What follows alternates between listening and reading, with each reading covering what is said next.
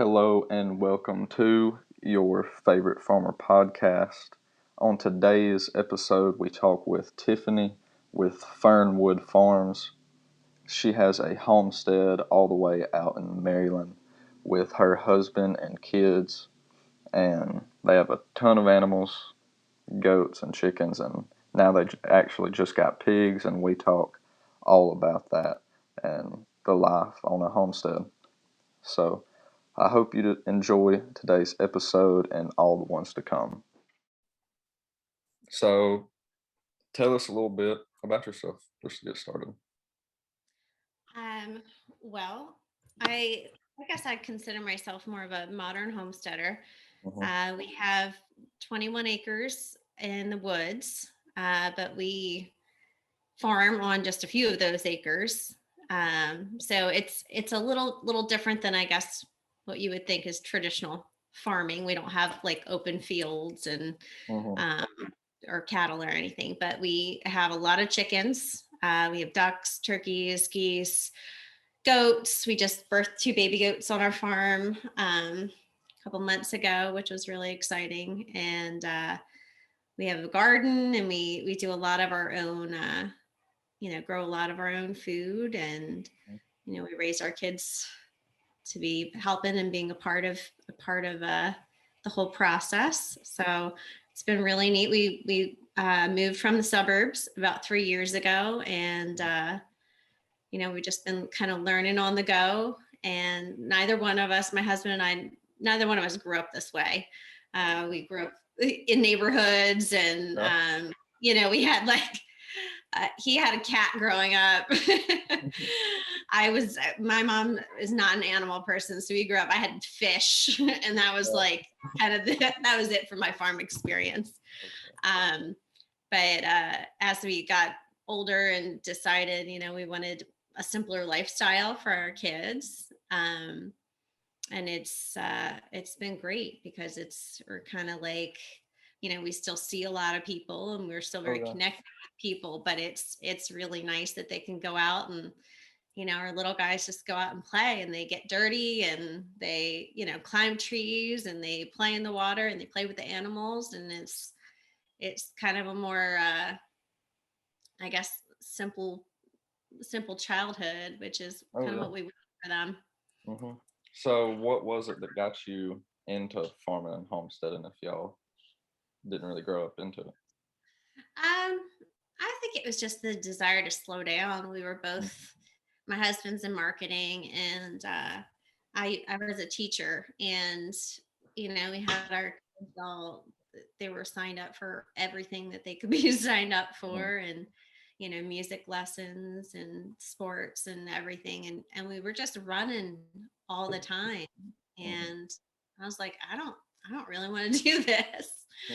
Um, and nobody did, and we were like, you know what, let's just start over and just kind of do a lifestyle where we're doing slow living and practicing slow living. And Hmm. um it's not that any single aspect of this is lazy and relaxing, No, not at all. Not at all.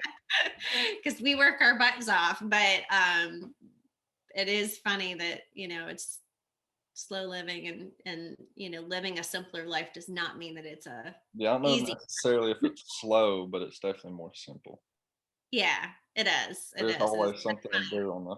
There's always something to do on the farm. Right, always. Hmm. Yeah, my husband and I were talking about that the other day. We're like, the list never ends. You just need to be Yeah, able to say no. you can tap it for the day, Yeah. go relax or whatever. Mhm. Um, but yeah, we just wanted a change of pace, and I have always been an animal lover, so I am getting all of my desire to have animals from my childhood now. Mhm. And I think that there's a lot to be learned about raising animals, and being in charge of their care, and Mhm. there's a symbiotic relationship with them, and with growing all your own foods. And I want my kids to know where their food comes from, and to be able to live self-sustainably, and Mhm.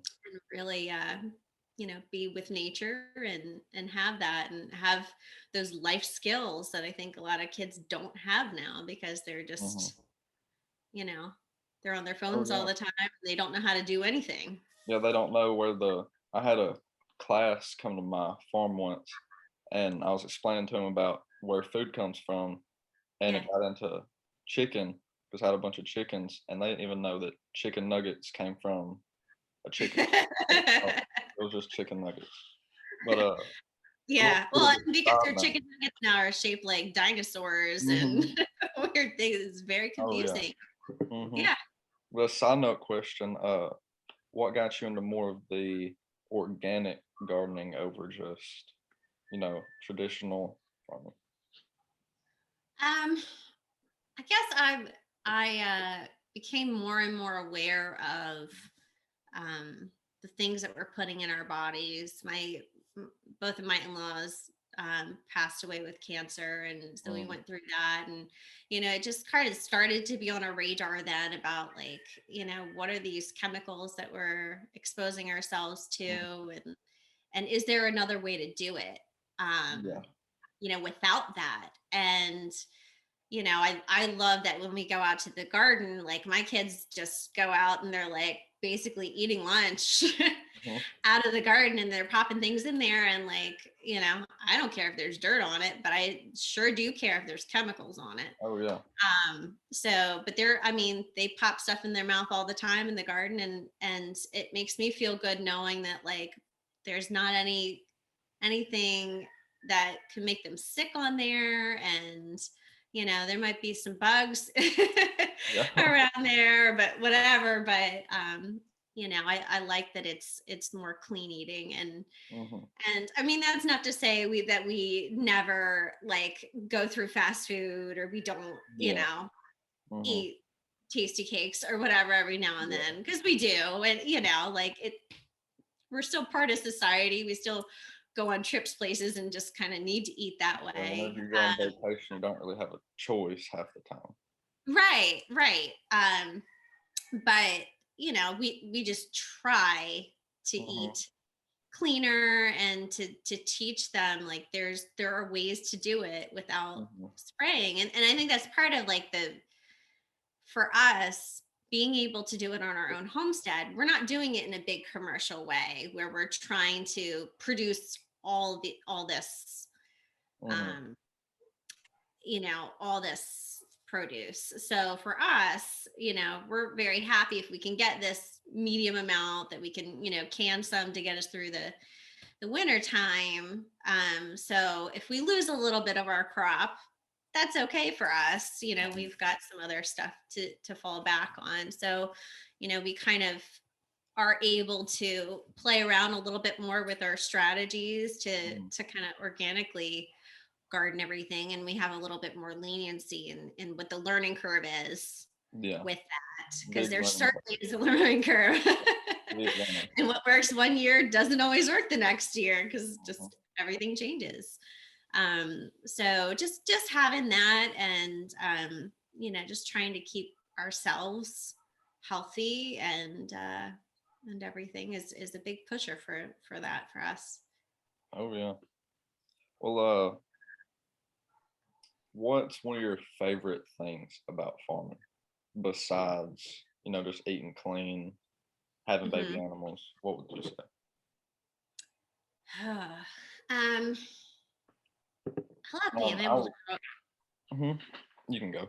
I love being able to go out and like see all these crops and be like, I did this. Like I put that in the ground when there was like snow on the ground, or like I put that in my greenhouse in my basement and under Mhm. those grow lights, and like and the kids help me, and like it's this whole process of just watching it grow. I think you appreciate things so much more that way because you were a big part of that. And so for me, I love going out and walking in the garden and seeing everything start to grow. Like this is a time in Maryland where we're starting to get our crops coming in, and it's really exciting. And we can go out and we're like, what do you feel like eating for dinner? I don't know. Let's go see what's in the garden. And we could go out and do that. And I love the spring and having all the baby animals and the chicks hatching and and every year we're like, no more chicks, no more chicks. And then I go to the feed store, or my chicks will hatch some, or and we're like, oh, but just one more time. And Yeah, a couple more. right. Yeah. And then you're like 40 chicks later, you're like, how'd that happen? Yeah, it's very satisfying to just see things grow up and that you did that yourself. Yeah. I Yeah. love having baby animals. That's one of my favorite. Little baby, you can't beat having baby goats. Oh no. Oh my gosh. They're great. And Yeah, you have a you have Nigerians. yeah, we have Nigerians, dwarfs, and they're a lot of fun. So we got them 2 years ago, and this was our first successful breeding. First go round that we lost the baby early on in the pregnancy. So but this was the first time that we did it, and we just I was like a hot mess the whole time waiting for her to give birth, because I was like, I've gone and I've observed. I like spent a lot of time like with our the person that we bought, the farm that we bought our goats from initially. And so I spent a lot of time with her and asking her questions and watching videos and reading books and talking to other people about the whole birthing process. But it's nerve-wracking, because you're like, I know how this is supposed to go textbook, but like, what if things don't go textbook? And then like, am I going to be able to know what to do in that instant that I need to make a decision? And but thankfully her first birth was really easy on us. And our 3 of our kids were there. My daughter is 8. She gloved up, she was ready to help. And our sons were sitting there videotaping. And it was just this wonderful birth experience. And then my husband, I think, thought it was going to take longer. He was on a Zoom call with like 50 people. And I was like, she's giving birth, get out here. And he's like, I'm on a call. I'm like, well, bring them out. I'm sure they'd love to see this. Oh, yeah. Yeah, you can read all the textbooks, see everything online, but until you do it yourself, yeah. I had how many? Because I never really, we had like a couple goats, but last year, at the end of last year, towards the beginning of this year, I bought like 20 goats all at once. Oh wow, you just went for it. Yeah, I went for it. And because I had 5, but 2 of them died, and I wanted some more goats, and I seen somebody had their whole herd up for sale, so I was like, I'll just buy it. And they was already bred, and I didn't know that you can't. All of them were bred? Yes. Oh my gosh. And I didn't know that you can't give them a certain kind of hay while they're pregnant, or you'll have stillborn babies. It's like a chance to have stillborn babies. Well, I didn't know that, and so I was just feeding them hay. Then all of a sudden, I kept on having just stillborn babies after stillborn babies. I had about like 8 of them stillborn. I had like 2 or 3 mamas died. Oh my gosh. Yeah, it was pretty awful. But and you learned something now. Yeah. Gosh. Well, that's rough. Yeah, having just seen them little bitty babies not being able to, it was just awful. I hate that. Yeah. I hate when little babies die. That's what I was worried about. Yeah, I guess I shouldn't have just thinking I can do it all at once. Yeah. But it's probably, I think goat math is kind of like chicken math, is what people say. Like with chickens, you're like, you start out with a few, and then you're like, what's a few more? What's a few more? And you're like, where did those chickens come from? I don't know. Yeah. My husband would come home and be like, wait a minute, did we have this many before? I'm like, I don't know. Yeah. there's a lot to learn in farming.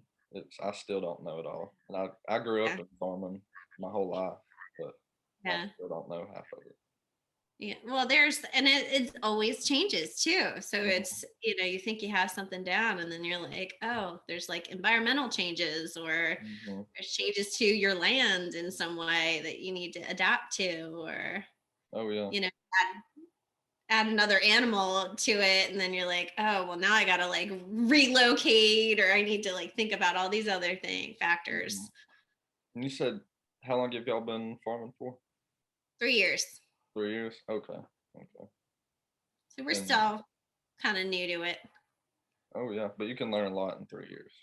Oh my gosh, yeah. I like obsessively Google and read. I've Mhm. got like stacks of books and I'm always like I go like 150% into stuff. So Oh yeah. Uh, who is one of your biggest like? Do you have like an influence that you really keep up with, that you listen to or read? I like Joel Salatin. I really enjoyed Folks of Great St. guy. Normal. So I'm excited to listen to him. He's I think speaking at the Homesteaders Convention Mm. and of America, and so I'm excited to hear him speak. And I've made tons and tons of friends just from Instagram because I don't really have a whole lot of people around here that homestead. Mhm. I have Amber at Dolled Up and Muddy is my homesteading bestie, and she lives down the road from me. So we do a lot of stuff together and, Mhm. um, talk chickens and strategies for different things and help each other. But, I have friends that like to garden and I have friends that have like a few chickens and stuff like that. But finding the Instagram homesteading community was just like mind blowing for me because I was like, oh, there's other people that like want to talk about this stuff and they can talk about squash bugs and they want to talk about chickens and all the things that like I like to talk about, but I think my friends are kind of like, okay, Oh yeah. just not into it, in the same way that I am. So it's nice to talk to other people and have that support network of people that are really into it and Mhm. knowledgeable about it in one way. And we could just kind of like swap, knowledge bases, which is really nice too.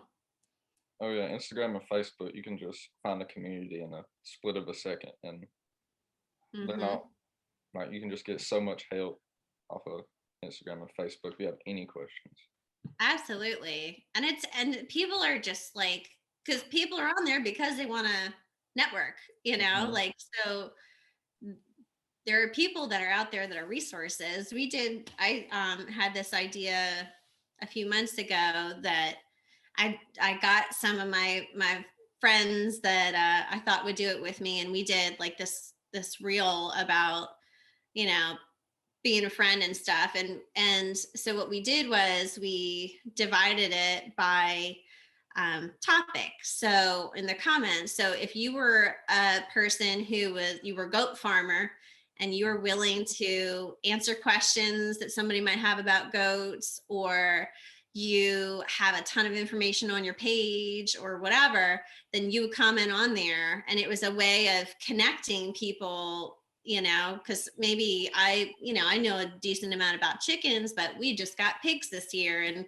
I Mm. was kind of like, I don't know how to raise pigs, but my husband wanted pigs. So I'm like, all right, we're going to do this pig thing. So then I'm looking online trying to find pig people. And, you feel like you're like, well, I don't want to like bother people because I know they're busy. But it was nice because we got like tons and tons and tons of Mhm. people that went on there and was like, yeah, I homeschool my kids. I could be a resource there. I raise chickens or I breed this specific kind of horse or whatever it is.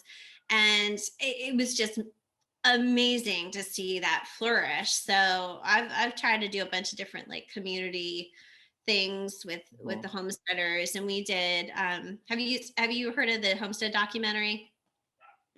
Maybe I might have. So Carrie Wilson, Mhm. she put together something called the Homestead documentary. So she's in season 2, but season 1 was this whole series of, there were 10 episodes, where she went over, I want to say there were like 30 of us, Okay. Yeah, I where don't she think like I have interviewed seen that. us. Oh, you should check it out. Yeah, I It's will. there are all these different homesteaders, people that are like just starting out, people that have been doing a little while, people that are more veteran homesteaders or Mhm. farmers, and how they are, how they're doing what they're doing. And it was really neat. She kind of like webbed everybody's stories together and found like, kind of genres and stuff. And so it was really neat to like meet all these people and to connect in that way. But she's doing a second season of that, and just to see how everybody is just like supporting each other and cheering each other on, and they're like, oh, you're doing bees, like let's do this, and these are great resources, and it's great. Well, that sounds awesome. I need to check that out. Yeah. You said it's by Carrie Wilson? Well, so she's the Little Palette Farmhouse Okay. is her. Yeah, but she has a YouTube page, so you can see them on YouTube. Is Okay, where the yeah. I'll episodes check are. that out. Yeah, Yeah. What kind of pigs did you have? Said you got pigs. we have a Hereford and a Tamworth. Okay. Aren't those a little bit of a smaller breed? Um, I mean, I think they're big fat pigs, but but these, I guess, comparatively, they're probably in the middle. I want to say they get like about 200 or 300 pounds, maybe. Okay. That's They're pretty probably big. about they're probably about 200 right I've now. been thinking about a different kind of breed. Yeah, I used to have pigs, but I just couldn't keep up with them. They kept on destroying. They kept on Yeah, getting out. Just I tried the electric fence thing.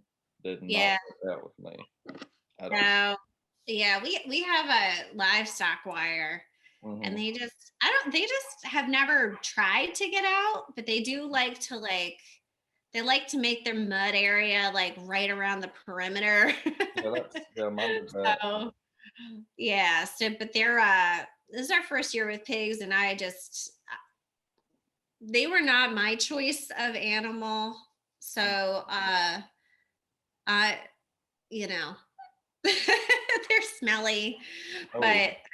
but but it was neat seeing it because we got them when they were little, so Hmm. that was fun. But they're they just, if whenever I go in there, I feel like they're gonna like eat my pants, and Yeah. I'm like, I cannot fall down in here, they'll probably try to eat Oh, they me. will. They will. Yeah, so but these will be the first our first animals that we're raising on the farm for meat, Okay. so it'll be it'll be interesting come September. Yeah. Yeah. That's what I did was for meat. I sold because I just was getting tired of them. They kept on getting out, so I Uh-huh. ended up selling all of them except one and doing that for meat. And that's some of the best pork I've ever had.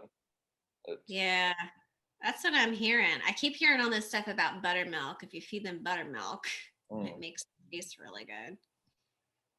I don't know. So I don't Probably. know. Who knows? I'm just trying to survive the first year and not lose them or keep them safe. And that's kind of my goal the first year. Next year we'll worry about flavoring. Yeah. Yeah.